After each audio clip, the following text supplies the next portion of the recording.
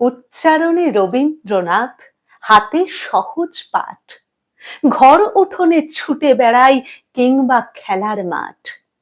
মায়ের কোলে বসে আছি, নন্দলালের ছবি, ঠিক তখনই আপন করি প্রাণের প্রিয় কবি।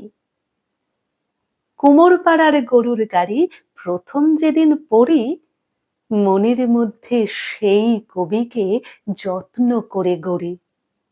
আমলকি বন কাঁপছে আজও, বুকটা দুরু দুরু, নিবিড় করে তাকেই চেনা, পথটা চলা শুরু।